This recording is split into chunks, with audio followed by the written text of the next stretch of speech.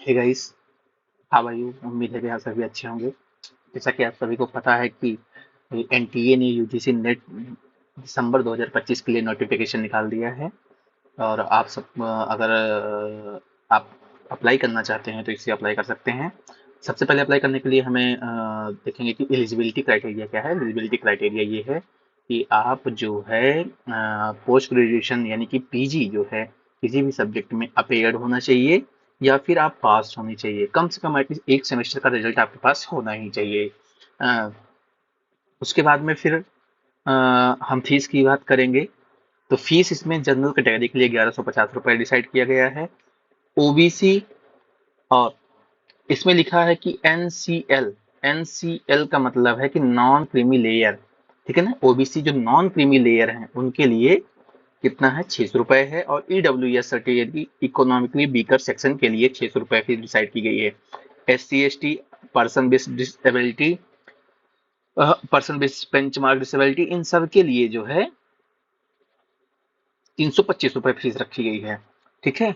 अब देखिए मेन क्या है, फॉर्म भरने के लिए हमें क्या क्या चीजों की जरूरत पड़ेगी। ये इस बार जो फॉर्म भर रहा है इसमें पहले सबसे पहले आपको हाई स्कूल का मार्कशीट होना चाहिए, क्योंकि उसी के हिसाब से आप जो है उसमें नाम फिल करेंगे अपना। उसी के साथ में आप अपने पेरेंट्स का नाम फिल करेंगे। एड्रेस होना चाहिए आपके पास में, पिन कोड सहित एक फोन नंबर होना चाहिए जो वेरीफाई किया जा सके। एक ईमेल आईडी होनी चाहिए जिसे वेरीफाई किया जा सके, क्योंकि फोन नंबर और ईमेल आईडी, कोई भी एग्जाम हो रहा है अब उसमें फोन नंबर और ईमेल आईडी दोनों को वेरीफाई करने के बाद ही प्रोसेस कंप्लीट होता है। आधार कार्ड होना चाहिए। ठीक है। जनरल कैटेगरी से हैं तो आपको कोई और सर्टिफिकेट की जरूरत नहीं पड़ेगी।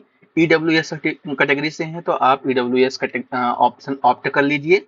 उसके बाद फॉर्म आप आगे भरिए।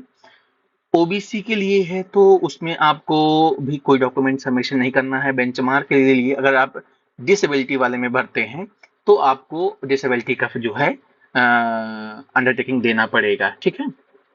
अब देखिए उसके साथ में आपको फोटो कैसे कैप्चर कैप्चर करनी है। मेन बात है फोटो की।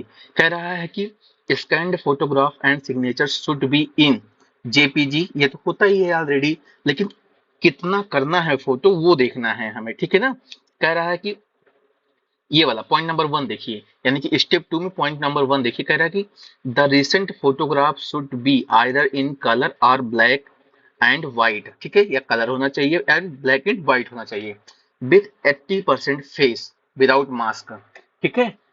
Visual including years against a white background. ठीक है ना। अब इसमें सिंपल सा कह रहा है कि आपकी जो फोटो आएगी, जो ठीक है जो पासपोर्ट साइज फोटो होती है उसमें से आपका 80% चेहरा दिखना चाहिए। 80% चेहरा दिखने के लिए क्या करना है आपको, शोल्डर के पास से आपको ऊपर फेस जो है वो कट कर लेना, क्रॉप कर लेना। उसको क्रॉप करने पे आपका 80% 75% आपका फेस दिखेगा। ठीक है ना। और फोटो का साइज क्या रहना है, 10 से लेके 200 केबी में होना चाहिए। ठीक है। और सिग्नेचर का साइज 10 से लेके 50 केबी में। इतना सब कुछ करने के बाद हम फिर आएंगे फॉर्म फिलिंग के लिए। ठीक है ना। अब पहला वाला जो स्टेप है, पहले वाले स्टेप में आपको ज्यादा कुछ नहीं करना है, फॉर्म भरना है। अभी दिखाते हैं कैसे फॉर्म भरा जाता है। ठीक है। यहाँ पे देखिए ये हो गया। ठीक है ना। यहाँ पे आपको कैंडिडेट नाम भरना है। ठीक है ना। नाम भरने के बाद फादर्स नेम, मदर नेम, उसके बाद आपको डेट ऑफ बर्थ चूज करना है, जेंडर चूज करना है, फिर कंफर्म करना है, क्योंकि हो सकता है कहीं आप मिस्टेक कर दें, कंफर्म करना है उसके बाद में फिर आपको अपना एड्रेस के लिए यहाँ पे भरना है, पिन कोड, डिस्ट्रिक्ट, स्टेट के यूटी किसी यूनियन टेरिटरी से बिलोंग करते हैं, कंट्री कौन सा लगता है आपका, हालांकि इंडिया ही इसमें दिया जाएगा। ये देखिए इंडिया ही आ रहा है। ठीक है ना। और लोकेलिटी क्या है आपकी, ये सब भरना है आपको। और उसमें आपको ईमेल आईडी देना है। ईमेल आईडी वो देना है जिस पर ओटीपी जा सके, क्योंकि सिंपली कह रहा है कि please enter correct email ID and mobile number as OTP will be shared on these for verification. ठीक है ना। इतना सब कुछ करना है कि कंफर्म करना है, मोबाइल नंबर कंफर्म करना है, और यहाँ पे क्लिक करना है अगर आपका परमानेंट एड्रेस और प्रेजेंट एड्रेस, अगर आप अपने होम टाउन में ही निवास करते हैं, कहीं और नहीं रहते हैं, तो आप दोनों के लिए सेम ही यूज कर सकते हैं। ठीक है। उसके बाद पासवर्ड के लिए आपको ज्यादा कुछ नहीं करना है, बार बार नहीं मांगता है, इसलिए जैसे ही पासवर्ड पे क्लिक करेंगे आपको एक ऑटोमेटिक जनरेटेड पासवर्ड आ जाएगा। उस ऑटोमेटिक जनरेटेड पासवर्ड को आप यूज कर सकते हैं। ठीक है। उसके बाद में आप इंटर करिए captcha as a shown in the below तो इसको फिल करिए, फिल करने के बाद सबमिट कर दीजिए, ठीक है। अब सबमिट करने के बाद क्या आएगा, ये सबमिट करना है, ठीक है। सबमिट करने के बाद आपका पार्ट 2 खुल जाएगा, ठीक है ना।